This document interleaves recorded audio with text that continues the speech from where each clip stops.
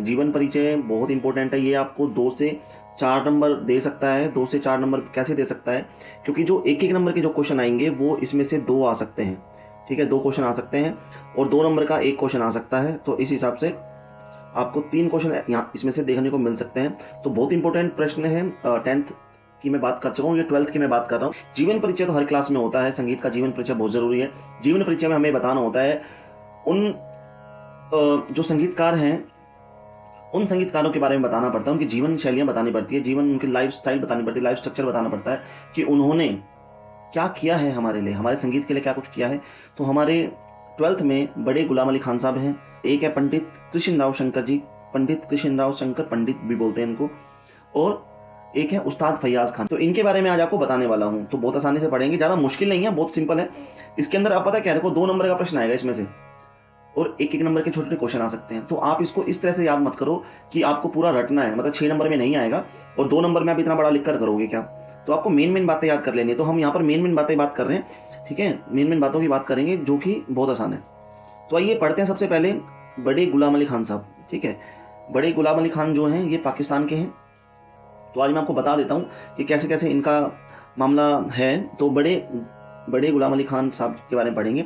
ये पटियाला घराने के, तो सबसे पहला प्रश्न ये आ गया, पटियाला घराने के उस्ताद बड़े गुलाम अली खान को कौन ऐसा संगीत प्रेमी होगा जो नहीं जानता होगा। ठीक है, तो सबसे पहला प्रश्न यहाँ पर ये क्वेश्चन आ गया है, पटियाला घराने से थे वो। अगर 1 नंबर में क्वेश्चन आए कि बड़े गुलाम अली खान साहब किस घराने से बिलोंग रखते हैं, तो आपको बताना है पटियाला घराना। ये जितना शास्त्रीय संगीत में प्रसिद्ध है उतना ही फिल्म जगत में भी प्रसिद्ध है। तो वो फिल्म जगत में मतलब फिल्म इंडस्ट्री में भी गाते थे। इनके द्वारा गाई हुई कुछ ठुमरियाँ हैं। एक तो है आयना बालम, काकरो सजनी, और एक है याद पिया क्या है, जो आज भी चल रही है।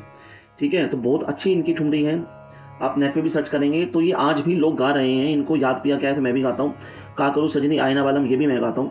तो कितनी पुरानी बात है और आज तक चल रही है। इतनी प्रसिद्ध हुई कि हर व्यक्ति के कानों में गूंजती है, आज भी सुनते हैं इसको महफिल में। ठीक है, तो यहाँ पर पटियाला घराने में इनका, पटियाला घराने से ये हैं। क्लियर। तो आगे हम बात करते हैं इनके बारे में और पढ़ते हैं, थोड़ा सा ज़्यादा मुश्किल नहीं है। तो सिंपल सी जो चीज़ें हैं वो आप बिल्कुल देख लीजिए। इनका जन्म 1901 में, तो 1 नंबर का क्वेश्चन ये है, इनका जन्म सन 1901 में हुआ था, लाहौर में हुआ था, लाहौर पाकिस्तान में हुआ था। इनके पिता का नाम उस्ताद काले खां, पिता का नाम उस्ताद काले खां था, जिनकी वंशज परंपरा संगीतज्ञों की थी। मतलब जो इनकी जो फैमिली बैकग्राउंड, जो इनका खानदान है, खानदानी काम था, संगीतज्ञ थे, संगीतकार लोग ज़्यादा थे इनके परिवार में। बाल्यकाल से ही घर में संगीत का वातावरण था। गुलाम अली ने सबसे पहले अपने चाचा से संगीत की शिक्षा ली। ठीक है, उसके बाद दुर्भाग्य से कुछ दिनों बाद उनके चाचा की मृत्यु हो गई, अतः वे अपने पिता से संगीत शिक्षा लेने लगे। कुछ दिनों तक ये सारंगी भी बजाते थे। ठीक है, इन्होंने सारंगी भी बजाई है। इनके 3 छोटे भाई थे। कुछ समय बाद ये मुंबई चले गए, वहाँ उस्ताद सिंधी खां से गायन सीखने लगे। कुछ समय तक यहाँ रहने के बाद पिता के साथ लाहौर लौट गए। तो मतलब उस समय की बात है जब भारत और पाकिस्तान बिल्कुल एक होता था। तो उस समय पर की बात है। इनका जन्म जो हुआ था वो हुआ था जी लाहौर के अंदर, लाहौर पाकिस्तान का इनका जन्म है और लाहौर में जन्म हुआ था। 1901 में इनका जन्म हुआ था। इनके पिता का नाम उस्ताद काले खां था।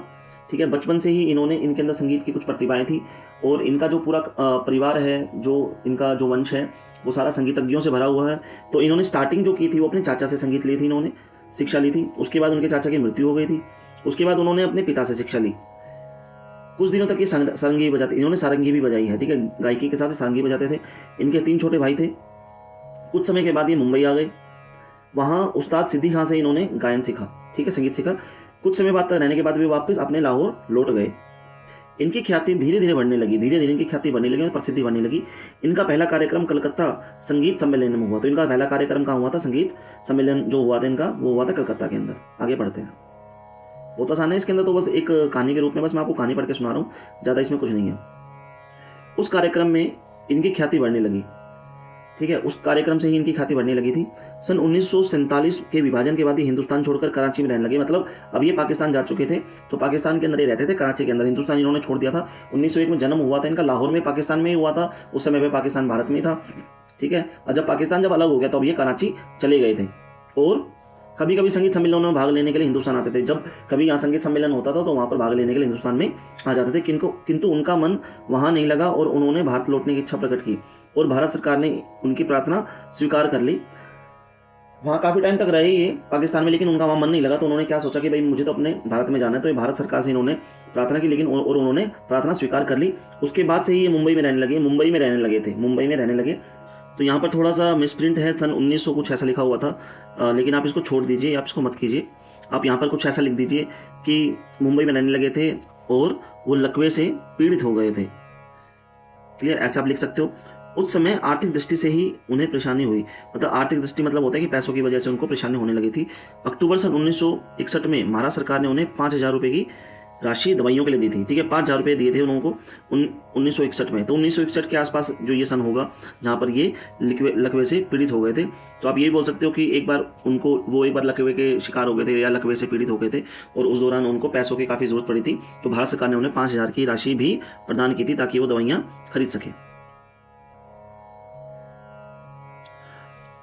कुछ समय के बाद वे अपने कार्यक्रम भी देने लगे। फिर वो ठीक हो गए तो उन्होंने अपने कार्यक्रम फिर से स्टार्ट कर दिए। उन्होंने कई बार अखिल भारतीय आकाशवाणी, ठीक है, जो रेडियो स्टेशन होता है, अखिल भारतीय आकाशवाणी कार्यक्रम के अंतर्गत अपना कार्यक्रम प्रसारित किया। इलाहाबाद, वाराणसी, कलकत्ता, दिल्ली, जम्मू, श्रीनगर आदि जहाँ कोई भी अच्छा संगीत सम्मेलन होता था तब उनको अवश्य ही निमंत्रण किया जाता था। ठीक है, उनको आमंत्रित किया जाता, निमंत्रण दिया जाता था, उनका वेलकम किया, उनको बुलाया जाता था, मतलब ठीक है, इन्विटेशन दिया जाता था। ये स्वभाव के बड़े सरल और मिलनसार थे, किंतु मूडी थे। मतलब मूडी का मतलब होता है कि भाई जब मूड किया, जैसा मूड किया, अपने मूड के हिसाब से चलते थे। संगीत के घरानों के विषय में इनका कहना था कि घरानों ने संगीत का सत्यानाश कर दिया है, घरानों ने संगीत का सत्यानाश कर दिया है। घरानों की आड़ में लोग मनमानी करने लगे हैं, फलस्वरूप बहुत मतांतर है। जैसे जो घराने बने थे, घरानों में क्या होता था कि जो गुरु लोग थे वो आपस में घमंडी काफ़ी हो गए थे। तो इसकी वजह से क्या होता है, वो अपने अपने बच्चों को सिखाते थे, अपने शिष्यों को सिखाना। तो बाहर जैसा हम जैसा आप जैसा कोई सीख नहीं सकता था वहाँ पे, तो बहुत आसान नहीं था कि घरानों में जाकर सीखें। तो इसकी वजह से हो सकता है शायद उनको कोई प्रॉब्लम हुई हो, तो उन्होंने ऐसा कहा कि घराने होने नहीं चाहिए थे, घरानों की वजह से सब सत्यानाश हो चुका है। ठीक है, घरानों की आड़ में लोग मनमानी करने लगे हैं, ऐसा कुछ वो मानते थे। संगीत का महान गायक सदा के लिए 23 अप्रैल 1968 को हम लोगों से अलग हो गए। ठीक है, तो इनकी जो मृत्यु है वो 23 अप्रैल 1968 को है। तो छोटे छोटे क्वेश्चन हैं, आप कई बार क्वेश्चन करते हैं कि सर हम कैसे याद करें, 2 नंबर में इतना बड़ा याद करें क्या? तो ऐसा कुछ नहीं करना, इसमें बिल्कुल से सिंपल सी बातें। तो आपको ये याद रखना है, बस छोटी छोटी बातें रख लो, इनको अंडरलाइन कर लेना। पटियाला घराने के थे, ठीक है, उस्ताद थे। उसके बाद हम बात कर सकते हैं कि वो पटियाला घराने से थे, फिल्म जगत में भी थे वो, और शास्त्रीय संगीत में भी थे वो। उनकी ठुमरी थी, 2 ठुमरी बड़ी प्रसिद्ध हुई, आईना बालम काकरो सजनी और याद पिया के आए। उसके बाद लाहौर में हम बात कर रहे हैं कि लाहौर में इनका जन्म हुआ था, कब हुआ था? 1901 में हुआ था। इनके पिता का नाम उस्ताद काले खां था। ठीक है, वंश परंपरा संगीतज्ञों की थी, इनकी वंश परंपरा संगीतज्ञों की थी, संगीत में वातावरण था। इन्होंने अपने चाचा से संगीत की शिक्षा लेनी आरंभ की थी। उसके बाद बात करें तो इनके चाचा की मृत्यु हो गई थी, तो उन्होंने अपने पिता से ली। तो इन्होंने सारंगी भी सीखी। 3 छोटे भाई थे, ये मुंबई चले गए थे, सिद्धि खां से इन्होंने सीखा, लाहौर लौट आए थे। क्लियर, इनकी ख्याति धीरे बढ़ने लगी थी। संगीत सम्मेलन कलकत्ता में दिया था इन्होंने पहला, और 1947 में छोड़ करके कराची चले गए थे। तो ऐसी छोटी छोटी कुछ चीज़ें आप इनको लिख लीजिए, समझ लीजिए, इनको अंडरलाइन कर लीजिए। ठीक है, तो ये तो हो गया जी, हम बात कर रहे थे बड़े गुलाम अली खान साहब की। अब हम बात कर रहे हैं पंडित कृष्णराव शंकर जी की बात करेंगे। ये भी ज़्यादा बड़ा नहीं है, छोटा सा ही है, बस 2-4 लाइनों में खत्म हो जाएगा। तो मैं आपको पढ़ के सुना देता हूँ, बाकी आप इसको याद कर लेना बड़े अच्छे तरीके से, कोई दिक्कत वाली बात नहीं है। तो पढ़ते हैं, पंडित कृष्णराव शंकर जी ग्वालियर के एक दक्षिणी ब्राह्मण परिवार से हैं। ठीक है, ग्वालियर के एक दक्षिणी ब्राह्मण परिवार से हैं, ग्वालियर के रहने वाले थे वो, एक दक्षिणी ब्राह्मण परिवार है, उनसे उनका बिलोंग करते हैं। इनका जन्म 26 जुलाई 1894 में हुआ था। इनके पिता स्वर्गीय शंकर राव जी एक प्रसिद्ध संगीतकार थे। ठीक है जी, तो उनके जो पिता हैं वो प्रसिद्ध संगीतकार थे, तो इसी का आपको थोड़ा सा बताना है। बेटे की संगीत शिक्षा बचपन से ही आरंभ कर दी थी उन्होंने। ठीक है, कठिन परिश्रम द्वारा संगीत की आरंभिक शिक्षा श्री हद्दू खां और नत्थू खां से इन्होंने प्राप्त करने के पश्चात श्री निसार खां की देखरेख में 12 वर्ष तक संगीत की साधना की इन्होंने। ठीक है, हस्सू खां, नद्दू खां और निसार खां, याद रखना। तत्कालीन महान संगीत विद्वानों द्वारा पूर्ण अनुभव और ज्ञान प्राप्त कर पंडित कृष्णराव शंकर संगीत क्षेत्र के प्रसिद्ध कलाकार बन गए। मतलब इतने साल सीखने के बाद वो प्रसिद्ध कलाकार बन गए थे। लयकारी अद्वितीय होने के कारण संगीत के कई अन्य विद्वान भी उनके गायन की मुक्त कंठ से सराहना करने लगे थे। तो यहाँ पर ये बता रहे हैं कि जो लयकारी बहुत करते थे। वो लयकारी करने की वजह से उनका एक अलग ही प्रभाव था, जिससे वो काफ़ी फेमस हो गए थे और काफ़ी विद्वान उनके गायन की प्रशंसा करने लगे थे या सराहना करने लगे थे। सरल स्वभाव के पंडित जी ने संगीत विषयक साहित्य भी लिखा। एक बहुत सारे मतलब उन्होंने एक संगीत विषयक साहित्य भी लिखा है, और मैं कुछ बता देता हूँ इनके बारे में आगे। हारमोनियम, सितार, जलतरंग तथा तबला वादन पर पुस्तकें भी लिखी उन्होंने। ठीक है, तो ये अंडरलाइन में कर रहा हूँ, इसको बहुत ध्यान से आपको पढ़ना है। उसके बाद हम बात कर रहे हैं इनकी रचनाओं में संगीत सरगम सार, इसको भाई अंडरलाइन कर लो। संगीत प्रवेश, ये क्वेश्चन आ सकता है जहाँ तक मेरे को लगता है 99%। संगीत प्रवेश, संगीत आलापचारी आदि पुस्तकें भी प्रसिद्ध है। तो 3 पुस्तक इनकी प्रसिद्ध है, तो आप इनको ध्यान लिख सकते हैं। संगीत सरगम सार, संगीत प्रवेश और संगीत आलाप संचारी, ये पुस्तकें जो हैं इनकी प्रसिद्ध हैं। इसके बाद हम बात करेंगे संगीत क्षेत्र में अपना विशिष्ट स्थान बनाने वाले इस कलाकार को संगीतोद्धारक सभा मुल्तान ने गायक शिरोमणि, अहमदाबाद संगीत विभाग ने गायन विशारद और ग्वालियर दरबार ने संगीत रत्नालंकार की उपाधि प्रदान की थी। क्लियर? तो आप इसको देख सकते हैं, थोड़ा सा इसको समझ भी सकते हैं कि मैं किस हिसाब से आपको बता रहा हूं। संगीत क्षेत्र में अपना विशिष्ट स्थान बनाने वाले इस कलाकार को, ठीक है, संगीतोद्धारक सभा मुल्तान ने गायक शिरोमणि, अहमदाबाद संगीत विभाग ने गायन विशारद, और ये देखो जो मुल्तान ने गायक शिरोमणि, अहमदाबाद संगीत विभाग ने गायन विशारद और ग्वालियर दरबार ने संगीत रत्नालंकार की उपाधि प्रदान इनको की थी। 1913 में ग्वालियर के महाराजा सतारा ने उन्हें शिक्षक रूप में नियुक्त किया। ठीक है, शिक्षक के रूप में 1913 में उनको नियुक्त किया गया। कुछ समय वे दरबार में रहे। उसके उपरांत आधुनिक ग्वालियर नरेश और उनकी बहन कमला राजा को संगीत की शिक्षा दी उन्होंने। किसी कारणवश दरबार छोड़कर देशाटन मतलब होता है कि देश भ्रमण के लिए, उसको दरबार को छोड़ करके वो देश में घूमने के लिए निकल पड़े।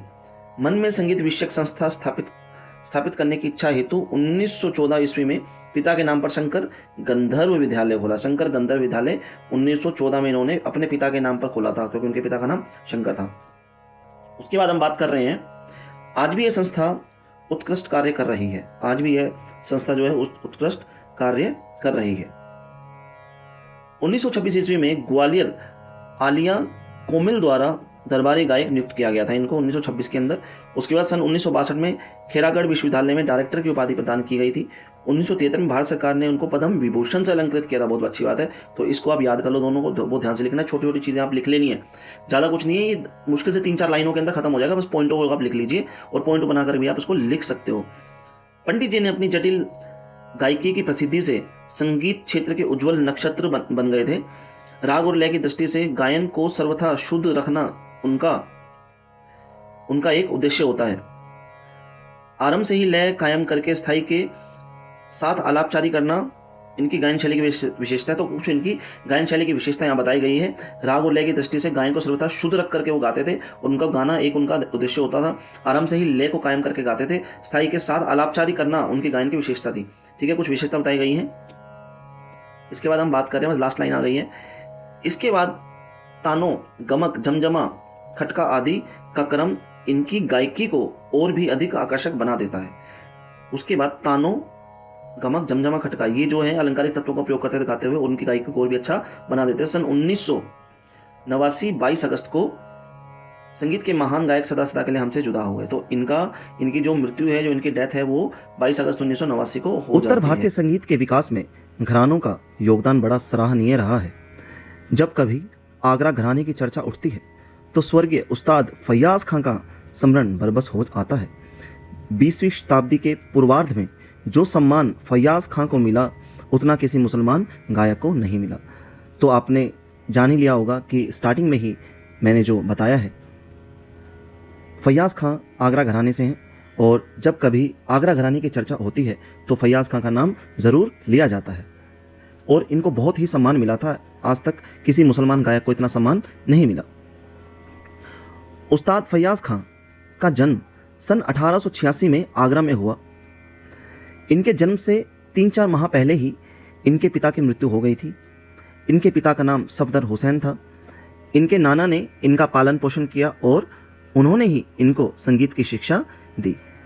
तो फैयाज खां का जन्म 1886 में आगरा में होता है, और 3-4 महीने पहले, जब इनका जन्म हुआ 3-4 महीने पहले ही इनके पिता का देहांत हो गया, और जिनका नाम क्या था? सफदर हुसैन। तो इनके नाना ने इनका पालन पोषण किया और क्या किया, साथ में संगीत की शिक्षा भी दी। तो बच्चों अब हम बात करेंगे उनके गायन की। तो इस पैराग्राफ को बहुत अच्छे से सुनिएगा और देखिएगा। फैयाज़ खां किशोरावस्था से ही अच्छा गाने लगे थे। कई स्थानों पर इनका कार्यक्रम रखा गया और उसमें ये सफल भी रहे। तत्कालीन मैसूर, मतलब उस समय की बात बता रहा हूँ, उस समय पर मैसूर नरेश इनके गायन से बड़े प्रभावित हुए। इनको सन 1906 में एक स्वर्ण पदक और सन 1911 में आफ्ताबे मौसीकी की उपाधि से सुशोभित किया गया। बड़ौदा महाराज सयाजीराव इनसे बड़े प्रभावित हुए और इनको अपने दरबार में गायक नियुक्त कर लिया। महाराज ने इनको ज्ञान रत्न की उपाधि प्रदान की। कुछ समय बाद दरबार की आज्ञा लेकर खान साहब मुंबई, कोलकाता, लखनऊ तथा लाहौर के रेडियो स्टेशनों से अपने कार्यक्रम प्रसारित करने लगे। अब हम खान साहब के व्यक्तित्व और उनके संगीत ज्ञान की बात करेंगे। खान साहब का कंठ नीचा, नीचे का मतलब होता है कि जो हमारा गला है वो सप्तक के अंदर चलता है, मंद्र मध्य तार सप्तक, तो उनका जो गला था वो नीचा बताया गया है। खान साहब का कंठ नीचा किंतु जवारीदार और बुलंद था। बुलंद मतलब मजबूत था। गाते समय सज धज कर बैठते, जब वो गाते थे तो सज धज कर बैठते थे और हीना का इत्र लगाकर पान की डब्बी के साथ बैठते। एक इत्र है जिसका नाम हीना बताया गया है। हीना का इत्र लगाते मतलब क्या है, उनको इत्र से प्यार था, लगाव था, मोहब्बत थी। हीना का इत्र लगाकर पान की डब्बी के साथ बैठते। खां साहब ख्याल, ध्रुपद, धमार, ठुमरी, टप्पा, गज़ल, कव्वाली, ये सब क्या है, गायन शैली आदि सभी के गायन में बड़े कुशल थे। ख्याल, ध्रुपद और धमार में तो अद्वितीय थे, किंतु मोटी आवाज़ से ठुमरी के प्रत्येक अंग को सुंदरता से प्रस्तुत करते कि बड़ा आश्चर्य होता। उनकी गाई हुई ठुमरी का रिकॉर्ड बाजूबंद खुल खुल जाए बड़ा प्रसिद्ध है। उनके स्वर लगाने की रीति आगरा घराने का प्रतिनिधित्व करती है और सुनते ही उस घराने की याद आ जाती है। मतलब अगर उनकी आवाज़ को सुना जाए, उनके स्वर लगाव को सुना जाए तो क्या है, उनकी स्वर की आवाज़ में क्या है, वो अपने आगरा घराने को रिप्रेजेंट करते हैं। और जैसे ही उनकी आवाज़ सुनते हैं तो क्या होता है, उस घराने की, आगरा घराने की याद आ जाती है। उनका यह ढंग उनके शिष्यों में भी थोड़ा बहुत देखने को मिलता है। अब हम बात करेंगे इनके व्यक्तित्व अर्थात स्वभाव की। उनका स्वभाव इतना सरल था कि श्रोताओं के आग्रह करने पर वे गज़ल भी सुना दिया करते थे। फैयाज़ खां का व्यक्तित्व भी बड़ा प्रभावशाली था। मतलब कहा गया कि देखो, मैंने आपको ऊपर बताया है कि ख्याल, ध्रुपद और धमार में उनको महारत हासिल थी, लेकिन उनका स्वभाव इतना सरल था कि अगर कोई श्रोतागण मतलब लिसनर उनसे आग्रह करे कि हमें गज़ल सुननी है तो वो गज़ल भी सुना दिया करते थे। उनका व्यक्तित्व भी बड़ा प्रभावशाली था। इत्र से उन्हें बहुत मोहब्बत थी। जैसे मैं बता चुका हूँ कि हीना नाम का इत्र वो लगा कर बैठते थे। इत्र से उन्हें मोहब्बत थी और इतनी मोहब्बत थी कि जब कोई परिचित मित्र मतलब उनका जानने वाला, उनका दोस्त उनसे मिलता तब वे इत्र द्वारा उनकी खातिर अवश्य करते, मतलब उनको सम्मान दिया करते थे। इत्र लगा करके उनको सम्मान दिया करते थे। उन्होंने अपनी तालीम और रियाज को सार्थक और सफल बनाया। इनकी सुरीली आवाज़ ने भी इनकी गायन कला का साथ दिया। इनकी गायकी में बड़ी रंगत थी। स्वर, लय और ताल पर इन्हें पूर्ण अधिकार था। इनका राग गायन बहुत अच्छा था। जबड़े की तानों का बहुत प्रयोग करते, किंतु इनकी तानें स्पष्ट, सुंदर और तैयार थी। मतलब यह है कि जो वो तान गाते थे तो जबड़े का प्रयोग करते थे। जबड़े की तान बोलते हैं उसको, जबड़े की तानों का प्रयोग करते थे, लेकिन जब वो ताने लगाते थे तो बड़ी स्पष्ट, सुंदर और तैयार महसूस होती थी, मतलब आपको सुनाई देती थी। वे प्रत्येक राग अलग अलग ढंग से गा सकते थे। अब मैं आखिरी पैराग्राफ रख रहा हूँ। फैयाज़ खां ने अपने जीवन काल में बहुत सी बंदिशें सीखी।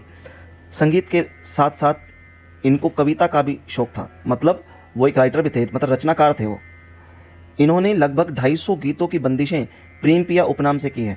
देखो बच्चों, बताया गया है कि उन्होंने 250 गीत मतलब 250 गीतों की बंदिशें प्रेम पिया उपनाम से की है। मतलब उन्होंने लिखी हैं वो गीतें। जब कभी हम शास्त्रीय संगीत की बात करते हैं, राग की बात करते हैं, जब वो बंदिशें गाते हैं तो जिस बंदिश के अंदर प्रेम पिया नाम आ जाएगा तो ये समझ लेना कि वो फैयाज़ खां ने लिखी है। प्रेम पिया उपनाम से उन्होंने बंदिशों का निर्माण किया है, मतलब उन्होंने बंदिशें बनाई हैं। उन्होंने काफ़ी परिश्रम से अपने शिष्यों को भी संगीत सिखाया, जिन्होंने आगे चलकर फैयाज़ खां के गानों को जीवित रखा। इस महान गायक का शरीरांत 5 नवंबर 1950 को बड़ौदा में